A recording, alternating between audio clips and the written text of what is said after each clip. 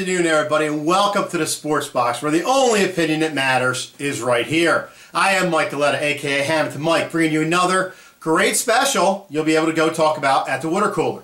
Today we got a special treat for you. I wanted to give you a little baseball knowledge for the up-and-coming season. Right now we got a fellow Hamiltonian and my friend John Domenico at the game right now for the Phillies, going to give us a little background on the spring training. John, you there? Hey Mike, how are you? Good, good, John. Let's get right to it, John, about the Phillies. First of all, how's the weather down there? Is it a nice day? Weather's beautiful. It's 85 degrees right now. Sun, a little cloudy, a little sunny, but you couldn't ask for a better day for baseball. Great, great, good to hear. And we're loving the 50-degree weather here in New Jersey right now, but that's another whole nother story. Let's start with the pitching, John, for the Phillies. You know, this team with the Phillies, they were talking about rebuild. They're talking about really trying to start from the ground up. But I think this pitching staff that the Phillies have it isn't starting from the ground up. It's not a bad pitching staff. Am I right? Yeah, no, you know what, Mike? I mean, their top three starters, I think, are going to be Aaron Nola. I mean, he had a good season last year. He finished like 6-2 with an ERA, like right around 3. They have Jared Eichhoff. He finished with a 2-point-something ERA. I think he was 3-3 on the season. And they brought over former AL Rookie of the Year, that Jeremy Hellickson. Okay. Well, he was in Arizona, but he was originally with Tampa Bay for the first couple of years. I think their first three starters aren't that bad. I think they're not as bad as people think they're going to be. I think their fourth and fifth starters are going to be a little rocky, but I think they got a good foundation with the top three. Yeah, and it's just a matter of, I guess, getting the chemistry together with the pitching staff, all unison as one, and that should work itself out. Now, the catchers with the Phillies, again, Ruiz pretty much just there, you know, following out the string as a veteran, but, you know, you got Rupp and Alfaro, who I think are pretty decent catchers. I mean, what do you think? I don't think they're that bad. I think Rupp's a very good, serviceable catcher, and I think both of them could learn a lot from Ruiz. I mean, Ruiz is probably one of the best defensive catchers in baseball. At least he was. I mean, I know he's getting up there in age, but back when he was, you know, back when the Phillies were making their run, I mean, I don't think there was anybody better behind the plate. Yeah, I agree. I agree with that. And the last thing, John, I want to talk to you about is the power of this team. From a lot of aspects, the Phillies are going to be, you know, known to be a bad team, or at least thought to be a bad team this year, is because of their power numbers. You look at Franco right now, tearing it up in the spring, you know, 6 to 7 home runs. I really think this team, if they're gonna make any kind of noise or even try to get back to 500 this year, Ruff and Howard are really gonna have to come through with some power. Do you agree?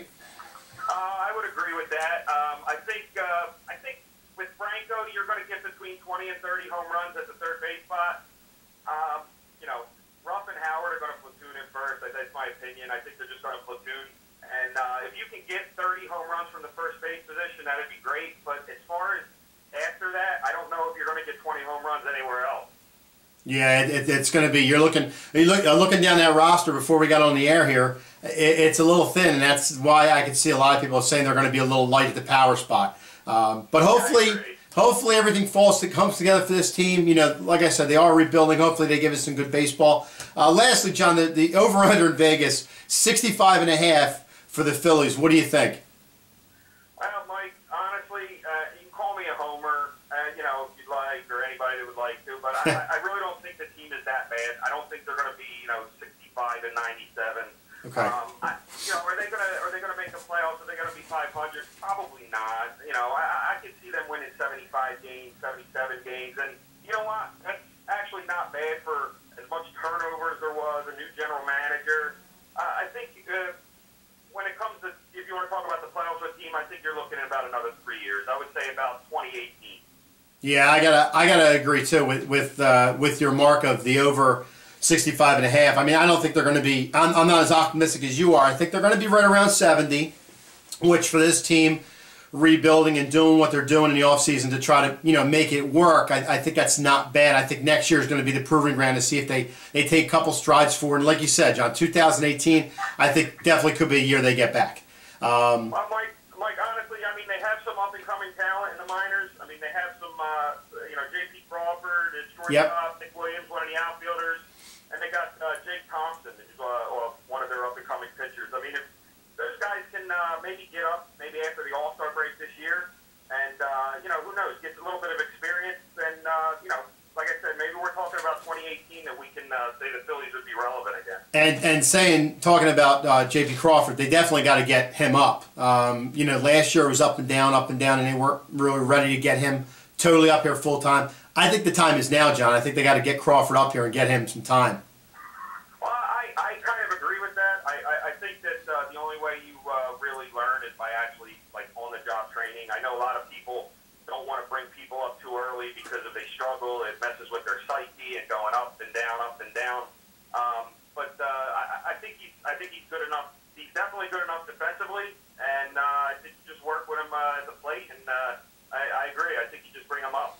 All right. Well, listen, John, we appreciate you coming on. Appreciate you giving your knowledge to the Sports Box about being a Philadelphia fan. I always say if you're a Louisville fan, it's a great fan. You're down there spring training. You said you're coming home on Sunday. You'll be back? Coming back Sunday night, yes. Okay. Well, enjoy yourself while you're down there. Catch some Phillies action. What's going on today, John? What's the score today? Right now, it doesn't look good. It's 5-1 Pittsburgh. We're looking at the bottom of the fourth inning. Okay. Probably their fourth starter, Charlie Morton, started today, and he got lit up. He got lit up for 4 runs through 3 innings. No, that's why they call it spring training, to get the bumps out right now. John, listen, thanks for coming on, John. I appreciate it. Have a safe flight home, pal. Talk to you when you get back. All right, Mike. Thanks for having me. You got it.